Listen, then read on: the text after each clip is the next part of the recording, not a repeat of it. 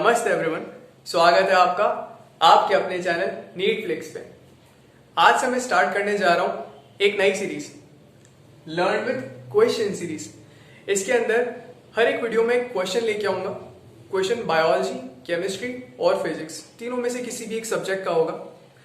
उस एक क्वेश्चन से रिलेटेड जो भी टॉपिक होगा, मैं उस टॉपिक को कंप्लीटली जो भी उससे पोटेंशियल क्वेश्चंस बन सकते हैं वो सारे आपको बताऊंगा। वो पूरा टॉपिक एक्सप्लेन करूंगा, साथ में क्वेश्चन का ऑब्वियसली आंसर भी दूंगा और एक्सप्लेनेशन भी दूंगा। इससे आपका एक टॉपिक कवर हो जाएगा एक छोटे से वीडियो के अंदर, 5 से 10 मिनट के अंदर, और साथ में आपको अप्रोच पता चल जाएगा क्वेश्चन को कैसे सॉल्व करते हैं। तो स्टार्ट करते हैं इस पहले वीडियो से, जो आज का पहला क्वेश्चन है। तो जो पहला क्वेश्चन है वो क्या है?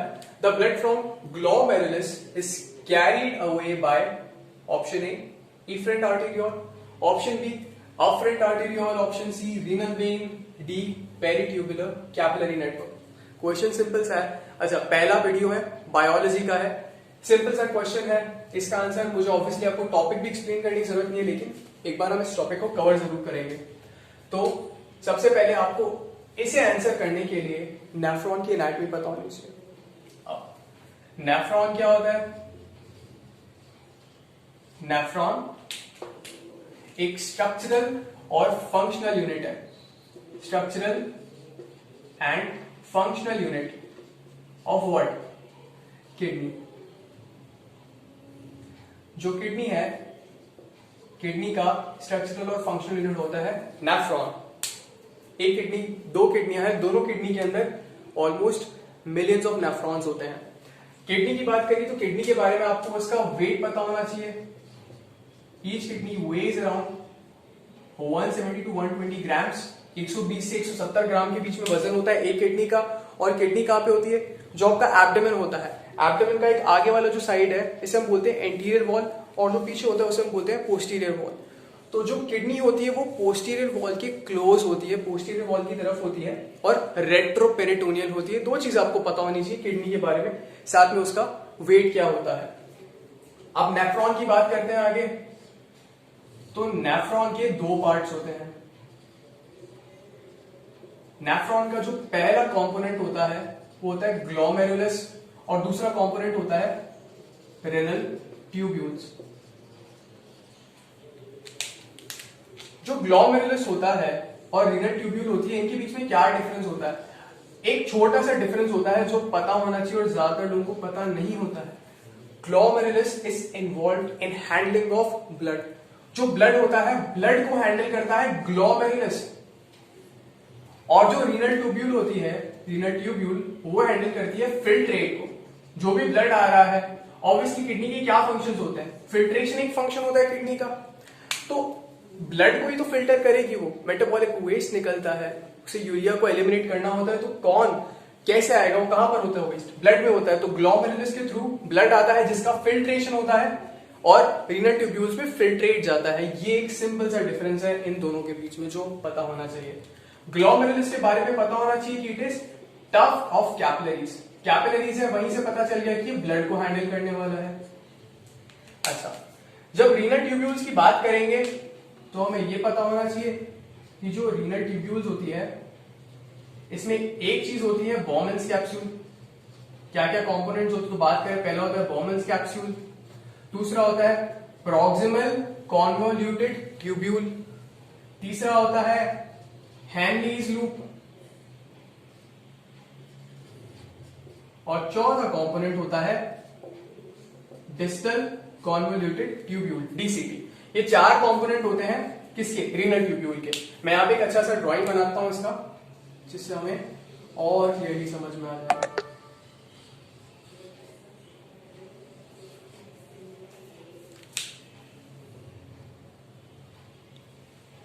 अच्छा, कंटिन्यू करते हैं।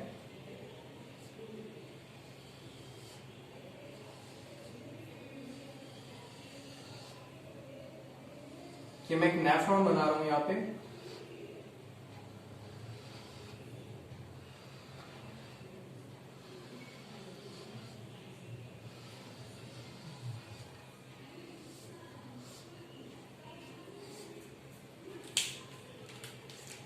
ये क्या है? ये जो मैंने पूरा स्ट्रक्चर बनाया है, ये है रेनल ट्यूब्यूल पूरा। इसके अंदर सारे कंपोनेंट्स मिलेंगे आपको रीनल ट्यूब्यूल के। ये मैं क्या बना रहा हूं, ये मैं बना रहा हूं ग्लोमेरुलस। ग्लोमेरुलस क्या है, obviously it is a tuft of capillaries. तो ये क्या है, कैपिलरीज का टफ्ट है यहाँ पे जो बनाया है।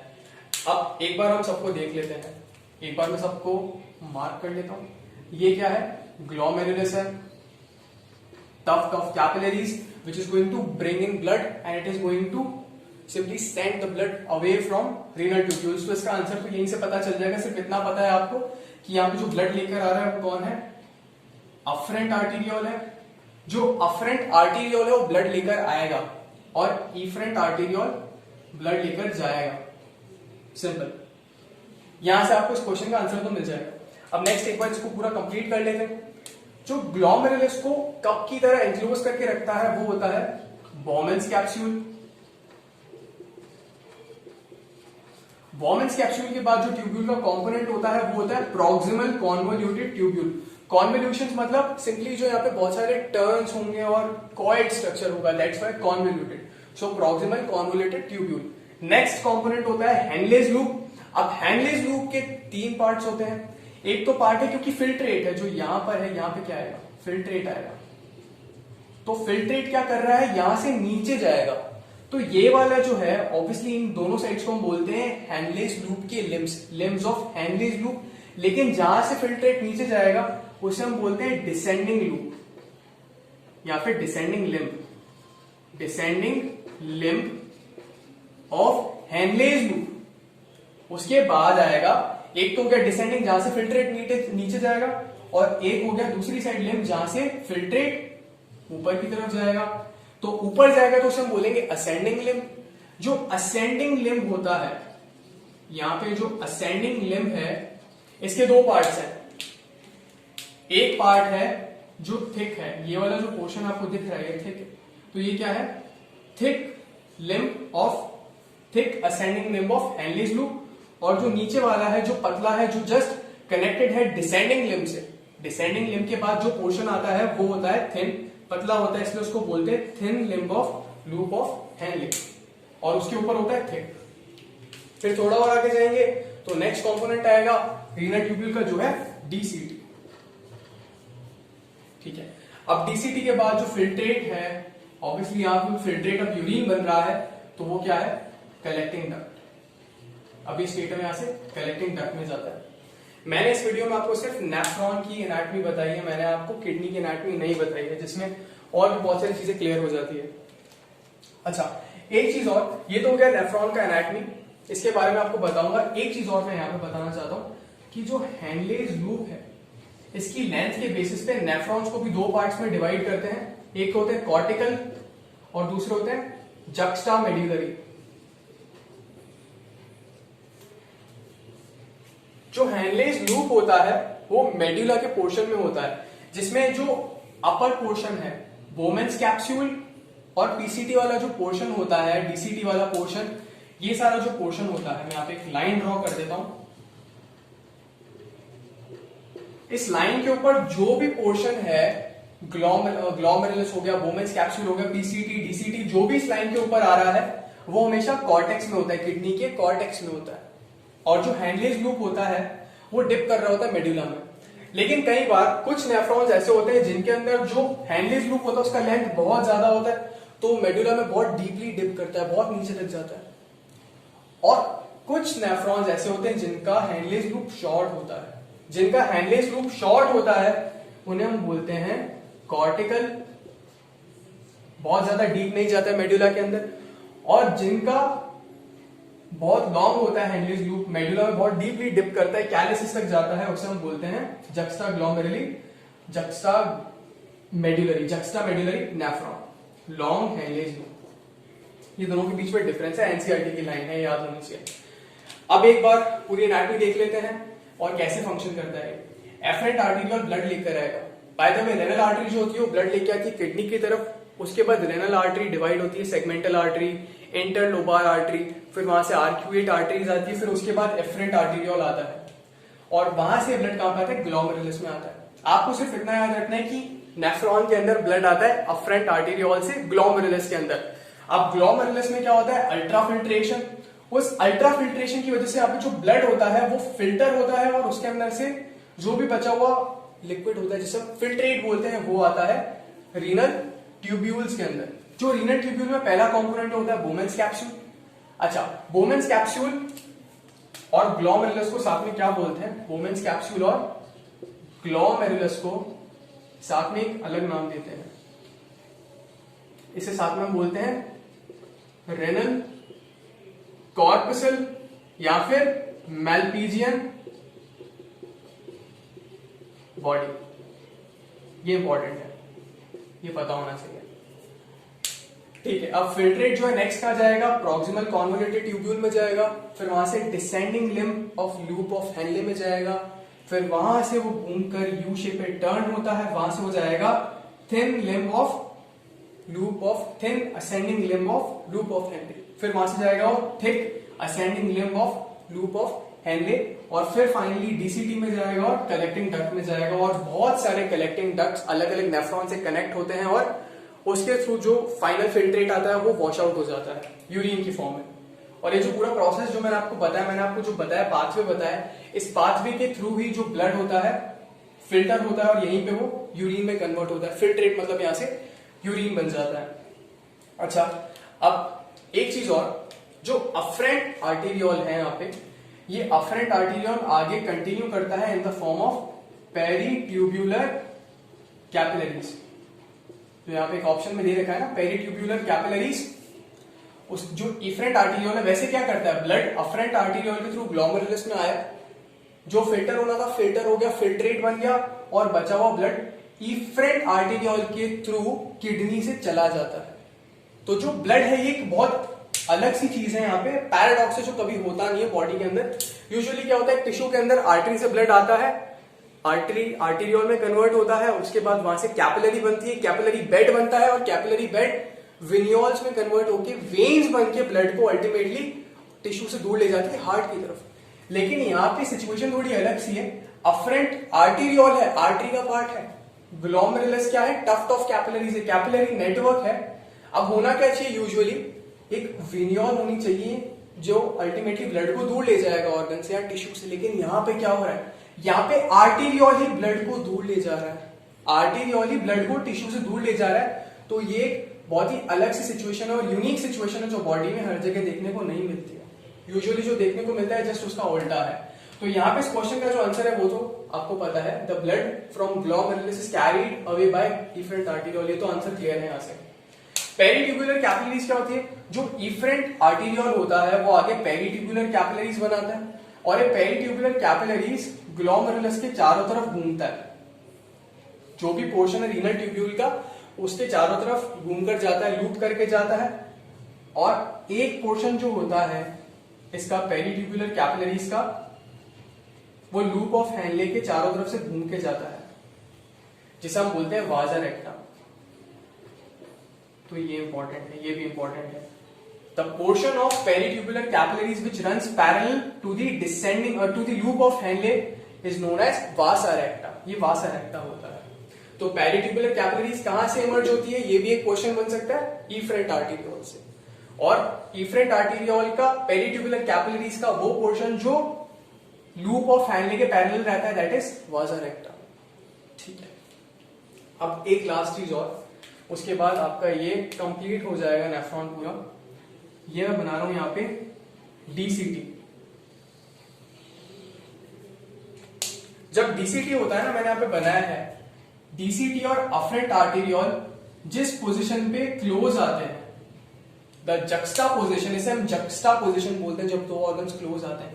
Juxta position of DCT and afferent arteriole makes a system which is known as juxtaglomerular apparatus। ये क्या है,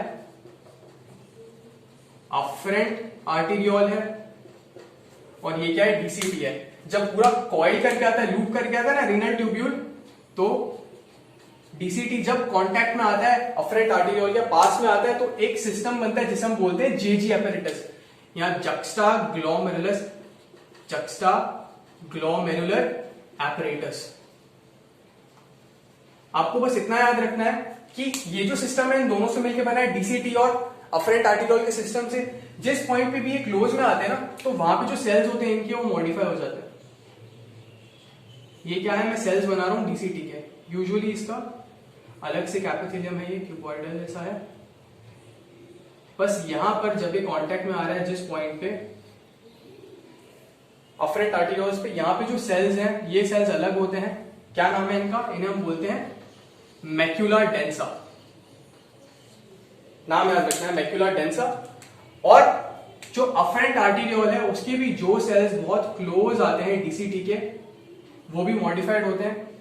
उनका नाम क्या होता है, वैसे तो एंडोथेलियल सेल्स होते हैं अफरेंट आर्टिरियोल को लाइन करते हुए, लेकिन ये जो सेल्स की हम बात कर रहे हैं अफरेंट आर्टिरियोल में है, क्लोज कॉन्टेक्ट में डीसीटी से, इन्हें हम बोलते हैं JG cells, juxtaglomerular cells. Juxtaglomerular cells. Function याद रखना है, जेजी सेल्स रेनिन रिलीज करते हैं। रेनिन का फंक्शन क्या है मैं आपको बताऊंगा रास की बात करेंगे, जब रास की नहीं, रास की RAAS जब उसकी बात करेंगे तब बताऊंगा।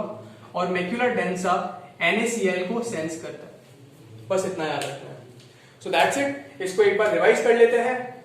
किडनी का structural and functional unit nephron होता है। नेफ्रॉन के दो पार्ट्स होते हैं, ग्लोमेरुलस और renal tubule.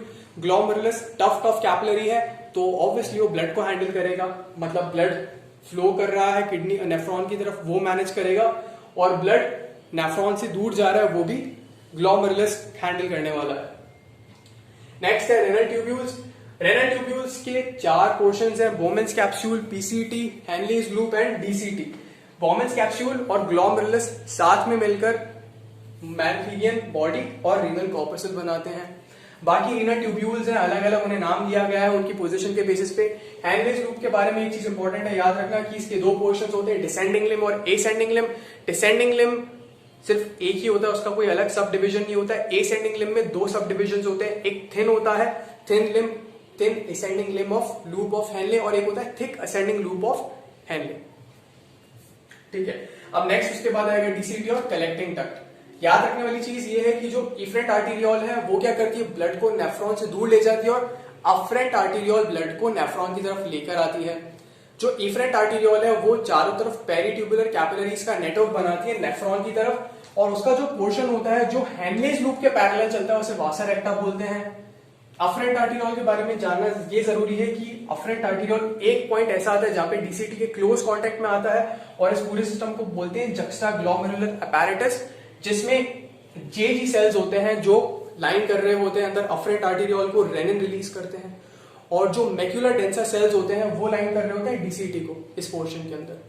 So that is all for today. ये नेफ्रॉन के बारे में था कंप्लीटली, इससे ज्यादा आपको जानने की जरूरत नहीं है, इसमें सब कवर्ड है एनसीईआरटी का। So that is all for today, thank you so much. और अगर आपको ये वीडियो पसंद आए तो प्लीज मेरे चैनल को सब्सक्राइब करना और इस वीडियो को उनके साथ शेयर करना जिन्हें इसकी जरूरत है। Thank you so much.